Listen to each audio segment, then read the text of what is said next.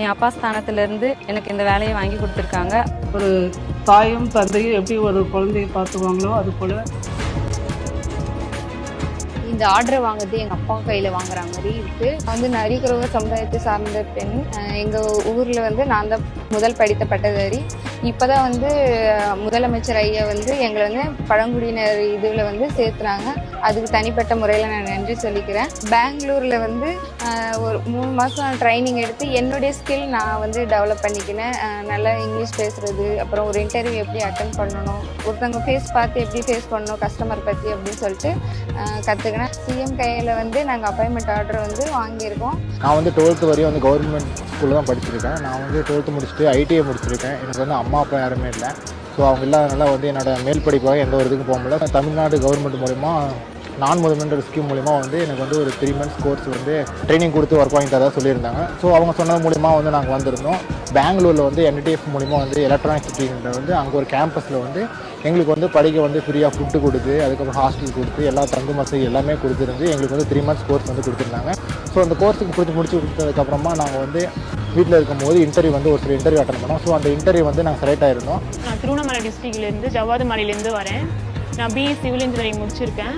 Government மூலயமா பழங்குடி மக்களுக்கு மட்டும் இந்த மாதிரி ஒரு ட்ரஸ்ட் இருக்குது அப்படின்னு சொல்லியிருந்தாங்க. அதில் சிஎன்சி சிஆர்எம் 2 கோர்ஸ் இருந்தது. நான் சிஎன்சி தான் எடுத்தேன். ஜெட்எஃப் என்ற கம்பெனியில் பேஸ்மெண்ட் செலக்ட் ஆகிருக்கோம். இந்த அப்பாயின்மெண்ட் ஆர்டர் அது சிஎம் கையில் வாங்குறதுனால நான் ரொம்ப பெருமைப்படுறேன். படித்து முடிச்சுட்டு வேலைக்காக இருக்கும்போது கவர்மெண்ட் மூலயமா இப்படி ஒரு ஸ்கீம் ஒன்று அமல்படுத்தினாங்க.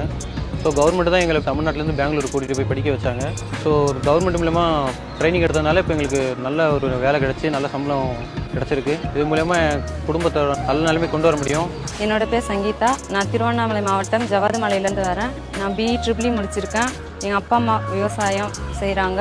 கவர்மெண்ட் மூலயமா பெங்களூருக்கு 3 months கோர்ஸ் படிக்க போனேன். அங்கே சிஎன்சி ஃபீல்டு எடுத்து 3 months கோர்ஸ் முடித்தேன். அங்கேயே சாப்பாடு, தங்க வசதி எல்லாமே செஞ்சு கொடுத்தாங்க. என் அப்பா ஸ்தானத்திலிருந்து எனக்கு இந்த வேலையை வாங்கி கொடுத்துருக்காங்க. NDTF பெங்களூரில் நல்ல கோச்சிங் கொடுத்தாங்க. என்னோட இங்கிலீஷ் நாலேஜ் கொஞ்சம் டல்லாக இருந்துச்சு. இப்போ அங்கே போனப்பறம் ஸ்கில் கொஞ்சம் டெவலப் பண்ண முடிஞ்சிச்சு.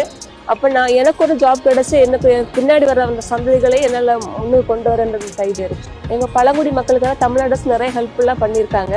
இனிமேலும் பண்ணுவது நம்பிக்கை இருக்குது. நான் 12வது தான் முடிச்சிருக்கேன். எங்கள் அப்பா லாரி டிரைவராக இருக்காரு. அம்மா வீட்டில் தான் இருக்காங்க. படித்து முடித்தவர்களுக்கெல்லாம் வேலை வாய்ப்பு இருக்குன்னு சொன்னாங்க. பெங்களூர் போயிட்டு 3 மாதம் கோர்ஸ் முடிச்சுட்டு கம்ப்யூட்டர் நாலேஜ் தான் இல்லாதே இருந்தாலும் பேசிக் கம்ப்யூட்டரில் நான் தெரிஞ்சுக்கிட்டேன். இந்த 3 மாதம் ட்ரைனிங்க்கு கவர்மெண்ட் மூலயமா தான் எங்களுக்கு ஹாஸ்டல், கேன்டீன் எல்லா வசதியும் அவங்க தான் ஏற்படுத்தி கொடுத்தாங்க.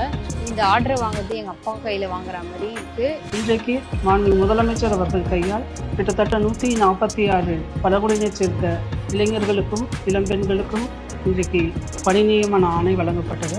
இந்த திட்டமானது கடந்த 3 மாதங்களுக்கு முன்னால் ஒரு சிறப்பு திட்டமாக இந்த திட்டத்தை செயல்படுத்த துறை முடிவு செய்து முதலமைச்சர் அவருடைய ஆலோசனைப்படி இந்த திட்டம் இன்றைக்கு சிறப்பாக நிறைவேற்றி இருக்கப்பட்டிருக்கிறது.